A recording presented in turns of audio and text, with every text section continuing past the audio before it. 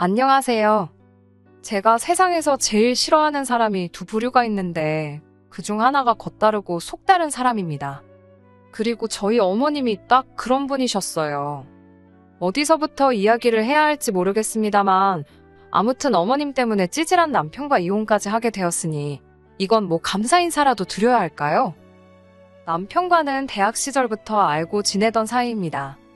다만 그때부터 사귀었던 것은 아니고 본격적으로 연애를 시작한 건 남편이 직장에 들어간 이후였지요. 참고로 그때 남편 나이는 29으로 저에 비하면 사회생활을 좀 늦게 시작했어요. 저는 대학을 졸업하자마자 취업에 성공했거든요. 만난 지 2년 정도 되었을 무렵 남편이 먼저 결혼하자고 이야기를 꺼내왔어요. 저도 당시에 남편을 많이 사랑하고 있었으니 그 프로포즈를 거절할 이유가 없었지요. 그런데 막상 결혼 이야기가 오가면서 서로 재정 상태를 오픈하니까 아무리 남편이 저보다 늦게 사회생활을 시작했다는 사실을 감안하더라도 모아둔 돈이 너무 없더군요.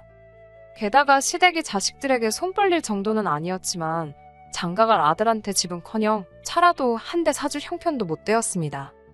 그래서 이 결혼을 하는 게 맞는 건가? 마음이 많이 심란했어요. 그러다 결국 철딱서니 없이 친정부모님께 도움을 요청했습니다. 솔직히 한 살이라도 젊고 예쁠 때 웨딩드레스를 입고 싶다는 욕심이 있었기에 돈 때문에 남편이랑 헤어진 뒤 다시 누구를 만나서 어쩌고 할 시간이 없다고 생각했거든요. 지금 돌이켜보면 참 철이 없었던 거지요. 그리고 다행히 친정부모님께서는 남편이란 사람 자체는 좋게 봐주신 듯 했어요. 그래서 저희 쪽에서 결혼식과 신혼살림에 들어가는 비용이 100이라고 하면 그중 75를 부담하고 남편 쪽에서 25를 부담하게 되었습니다. 게다가 친정아버지께서 중고차 관련 사업을 하셨거든요. 그래서 개중에 정말 상태 좋은 저나 남편에게는 조금 과하다 싶을 정도의 외제차도 선물로 주셨습니다. 그런데 사람이 화장실 가기 전이랑 갔다 와서랑 마음가짐이 다르다더니 그게 딱 저희 어머님한테 하는 말이더라고요. 저희 어머님께서는 결혼 전에는 저만 보면 복덩이 하시더니 막상 저희가 식을 올리고 나니까 저를 부를 때마다야 너 하시기가 일쑤였습니다. 뿐만 아니라 어머님께서는 저와 모녀 사이처럼 지내고 싶다 하셨는데 말이 좋아 모녀 사이지 저를 대하시는 것과 신우를 대하시는 건 천지 차이였어요. 어머님이 저에게 기대하시는 딸 노릇이라 하면 어머님이 뭔가 필요하거나 갖고 싶을 때 그걸 사주는 말 그대로 물주의 역할이었달까요? 언젠가 한 번은 집에 있는 저를 갑자기 핸드폰 매장으로 불러내시더니 당신 핸드폰 기계를 바꿔달라 하신 적이 있습니다. 그것도 거의 200만 원에 육박하는 최신형 핸드폰으로요. 솔직히 전업주부이신 어머님께는 과하지 않나 싶대요. 그래서 제가 너무 비싸서 안 될 것 같다고 거절했어요. 그러자 어머님은 전에 보니 너네 엄마는 이거 쓰던데 당신은 왜 못 쓰냐고 따지시대요. 저희 친정어머니야 친정아버지가 사주셨거나 아무튼 당신 재산으로 사셨을 텐데 말이에요. 하지만 차마 그렇게 말할 수는 없었으니 아무튼 결국에 안 사드리기는 했는데 이후로 한 2주 동안 얼마나 삐져 계시던지 잘못한 것도 없이 제가 정말 죄인 모드였다니까요. 게다가 또 한 번은 당신도 취미생활로 골프를 치고 싶으시다며 저더러 골프채 세트를 사달라고 하셨습니다. 아시겠지만 골프채 세트가 몇만 원 가지고 될 일이 아니잖아요. 그래서 어머님께 제가 중고시장을 한번 찾아보겠다 했어요. 말이 나와서 말이지만 친정부모님이 재산이 좀 있다고 해서 그게 제 돈은 아니잖아요. 저는 이미 결혼하면서 친정부모님으로부터 큰 도움을 받았던지라 친정부모님께 더는 손 벌리고 싶지 않았고요. 특히 시부모님께 뭘 해드리기 위해서 친정부모님의 재산을 끌어올 생각은 추호도 없었지요. 세상 천지에 고생 안 한 사람이야 없겠지만 저는 저희 친정부모님 자식이다 보니 저희 친정부모님이 세상에서 고생을 제일 많이 하신 분들 같고 그러니 자식으로서 늘 애틋하고 감사한 마음이었거든요. 그리고 그렇게 힘들게 일궈놓으신 재산을 막말로 남 좋은 일 시키는데 쓰고 싶진 않았어요. 아무튼 본론으로 돌아와서 제가 중고시장에도 골프채 세트가 종종 올라오니 조금만 기다리시라 했습니다. 그러자 어머님께선 정말 불같이 화를 내시면서 니네 엄마가 치겠다고 했어도 중고를 사줬겠냐는 거예요. 이때는 정말 저도 화가 많이 나서 저희 어머니야 당신 재산이 있으시니 알아서 사서 쓰실 거라고 받아쳐버렸어요. 그러자 제가 재산 가지고 당신을 무시했다며 어찌나 통곡을 하시던지. 정말 조선시대였다면 석고대죄라도 해야 할 판이었다니까요. 그리고 처음엔 눈치채지 못했는데 어머님께선 제가 행여나 남편을 무시할까봐 늘 촉각을 곤두세우고 계셨어요.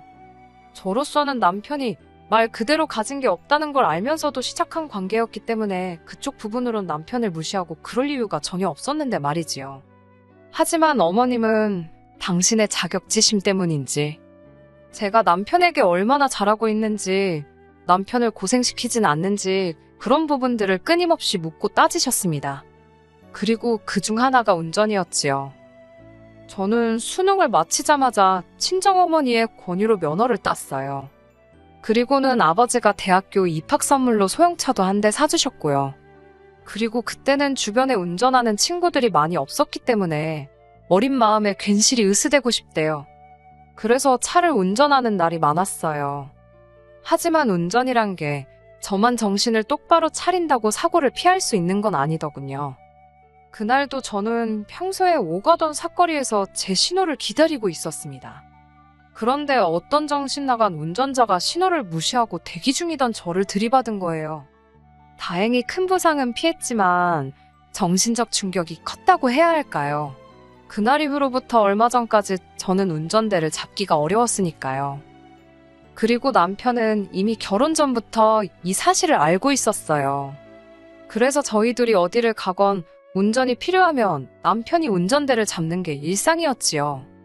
친정아버지께서 남편에게 차를 주셨던 것도 그런 남편에게 당신 나름대로 고마움을 표현하신 거고요. 하지만 어머님께서는 저희 친정아버지가 차를 해주셨다는 사실은 온데간데 없이 잊으시고 그저 운전대를 잡은 당신 아들만 불쌍해 보였던 모양이에요. 어머님께서는 운전대를 잡은 남편을 발견할 때마다 제가 당신 아들을 무슨 머슴 부리듯 부린다고 생각하신 건지 저더러 왜 운전을 못하냐고 다그치기 일쑤셨습니다. 그럴 때마다 저는 그런 어머님이 야속하기도 했지만 동시에 시어머니는 시어머니구나 생각하며 어머님을 이해하려 했고요. 그런데 그런 대화가 있고 얼마 지나지 않았을 때였어요. 신우가 남자친구 어쩌고 하며 이야기를 꺼내더니 자기도 면허를 따야겠네 어쩌네 하는데 어머님께서 대본에 네 남자친구가 운전하면 되지. 네가 뭐하러 면허를 따냐고 그러시는 거예요. 어이가 없어서 제가 어머님을 한번 쳐다봤습니다. 그러자 어머님께서 하시는 말씀이 신우 손 좀 보래요.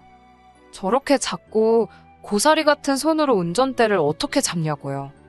담배도 잘만 피는 손인데 운전대는 왜 못 잡냐고 한마디 하려다가 꾹 눌러 참았네요. 그리고 그쯤에서 어머님이 멈추셨으면 제가 이렇게 사연을 쓰는 일은 없었겠지요. 하지만 어머님께서는 또다시 저에게 운전 좀 하라며 화를 내셨고 그날은 도저히 저도 그냥 넘어갈 수가 없어서 어머님께 그동안 서운했던 감정을 속사포처럼 쏟아냈습니다. 그러자 어머님께선 당신이 하셨던 말은 다 저를 생각해서 그런 거라며 오히려 시어머니한테 이렇게 대드는 며느리는 처음 봤대요. 그러면서 저더러 똑바로 사과하지 않으면 두 번 다시 얼굴 볼 일 없을 거라나요.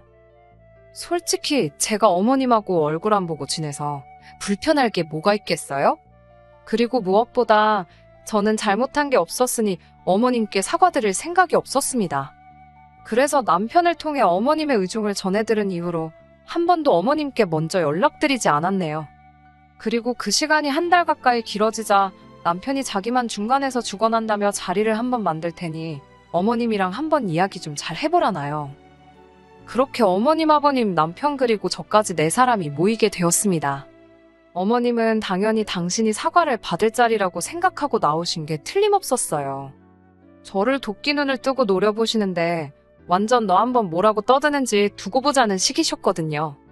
하지만 저는 제 입장을 이야기하러 간 거지 사과를 드리러 간 자리가 아니었습니다.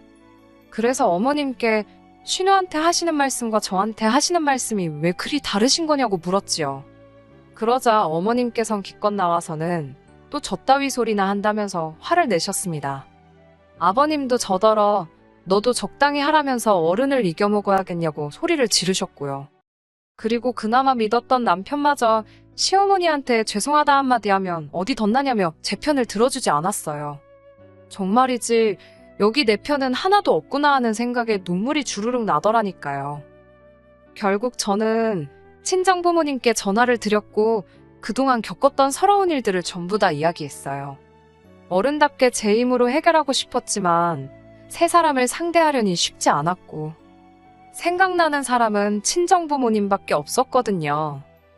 그리고 이튿날 오전 10시쯤 되니 친정부모님께서 저희 집 초인종을 누르셨습니다. 남편은 저희 친정부모님이 오시는 건 모르고 있었기에 특히 저희 친정아버지를 보고는 진땀을 빼대요. 친정아버지께서 남편을 앞에 앉혀두곤 왜 어머님이 그런 식으로 저를 대하시는지 대놓고 물으셨어요. 그러자 남편이 한다는 말이 어머님은 나쁜 뜻으로 그런 게 아니랍니다. 딸 같아서 그러신 거고 요새 여자라면 운전 정도는 하는 게 좋지 않겠냐 그런 뜻으로 이야기하신 건데 제가 너무 예민하게 받아들인 거라나요. 그리고 신우일은 동생이 아직 어리다 보니 어머님이 보호 차원으로 운전하지 말라고 하신 거고 나름대로 어쩌고저쩌고 변명은 해대는데 솔직히 말 같지도 않았어요. 저희 친정아버지도 그다지 귀담아 듣지 않으시는 눈치였고요. 그리고 그날 점심 급하게 시부모님과 저희 친정부모님 그리고 저희 부부까지 6명이 만나게 되었습니다. 저희 친정아버지 성격이 원래 쇳불도 당김에 빼랬다고 뭔가 하시겠다 생각하면 빨리빨리 처리해 나가시거든요. 아무튼 그렇게 식당에 도착하니 시부모님이 먼저 와 계시대요. 양가 부모님께서 짧게 인사를 나누셨고 저희 친정아버지가 먼저 자리를 공짜로 빌릴 순 없으니 주문을 하자 하셨습니다. 그렇게 각자 불고기 정식 하나씩 시키고 저희 친정아버지가 먼저 말문을 여시대요. 사부인께서 저희 딸아이를 그렇게 아껴주시고 생각하시느라 애정어린 잔소리를 하셨다 들었는데 맞냐고요. 그러자 어머님이 냅다 맞다고 그런 마음으로 한 거라고 하셨습니다. 그러자 친정아버지께서 다시 당신이 저를 좀 더 독립적으로 강하게 키웠어야 하는데 아무래도 하나뿐인 딸이다 보니 조금 오냐오냐해서 키운 부분이 있다나요. 하지만 사부인 이야기를 듣고 나니 정말 자식 교육을 잘못 시켰다 싶다며 이제라도 바로 잡으시겠다더니 저희더러 결혼할 때 보태줬던 돈하고 차를 다시 내놓으라 하시대요. 그러자 저희 남편이 바닥에 무릎을 꿇으면서 저희 친정아버지더러 죄송하다 하더군요. 하지만 친정아버지의 마음을 돌리기엔 고작 무릎 꿇는 걸로 소용이 없었지요. 친정아버지가 저희더러 집을 팔든 어쩌든 다음 주까지 2억을 만들어 놓으라 하셨습니다. 그리고는 앞에 꿇어앉은 남편더러 차키도 지금 당장 내놓으라 하셨고요. 그러자 남편이 정말 나라 잃은 표정이라고 해야 할지 넋이 나간 사람 마냥 차키를 저희 친정아버지 손바닥에 올려놓대요. 그제서야 어머님께선 상황이 단단히 잘못 돌아가고 있다고 느끼신 모양이었어요.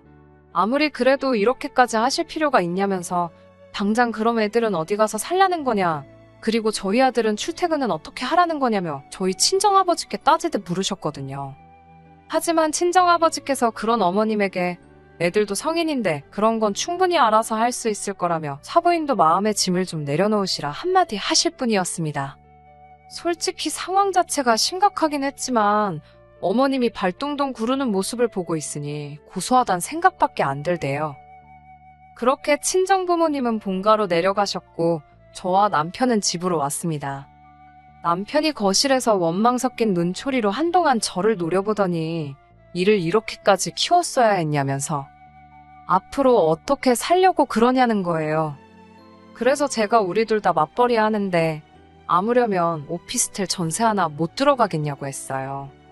그리고는 돈은 얼마나 모았냐고 물어봤지요. 그러자 남편이 한다는 말이 모아둔 돈이 어딨냐고 그래요. 집도 해결되었겠다. 차도 있겠다.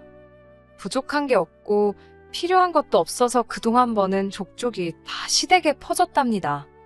진짜 황당하고 어이가 없더라고요. 사실 식당에서 나올 때만 하더라도 남편이 어떻게 나오냐에 따라 친정아버지한테 다시 한번 잘 말씀드려봐야겠다. 그렇게 생각하고 있었거든요. 저도 당장 차가 없으면 불편한 것도 사실이었고 집 팔고 이사할 생각하니 엄두가 안 났으니까요. 그런데 남편이 보여주는 뻔뻔한 태도는 그런 제 마음을 바꾸기에 충분했습니다. 그래서 결국 고민 끝에 저는 남편과 이혼을 결심했어요. 남편에게 이혼 서류를 내밀던 날 남편은 어머님이 운전 좀 하라고 했다고 일을 이렇게까지 만드냐면서 저더러 한다는 소리가 네가 무슨 드라마 주인공인 줄 아냐입니다.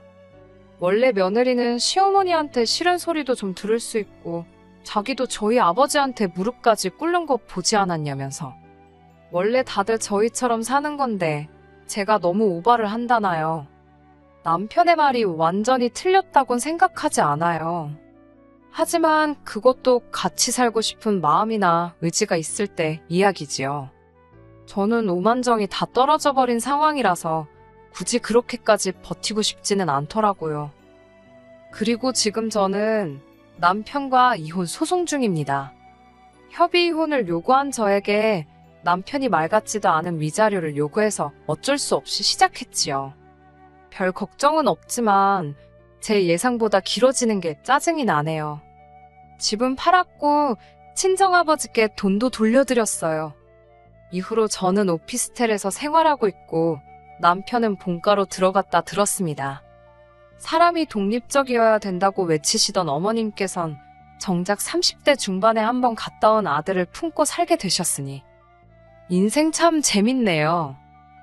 한편 저는 운전도 다시 시작했습니다. 몇 년 만이라 도로 연수부터 다시 시작했는데 처음 며칠은 손발이 정말 덜덜 떨리더라니까요. 아무튼 어머님의 말 한마디로 제 인생이 좋은 쪽으로 흘러가게 되었잖아요. 언젠가 감사 인사라도 한번 전해야 할까요? 어떻게 사연을 마무리해야 할지 모르겠네요. 아무튼 저는 지금은 잘 지내고 있어요. 무수히 많은 이야기들 중 하나였을 텐데 들어주셔서 감사합니다. 끝까지 들어주셔서 감사합니다. 오늘의 사연은 여기까지입니다. 구독과 좋아요, 알람 설정 부탁드리고 더 좋은 사연으로 다시 찾아뵙겠습니다. 감사합니다.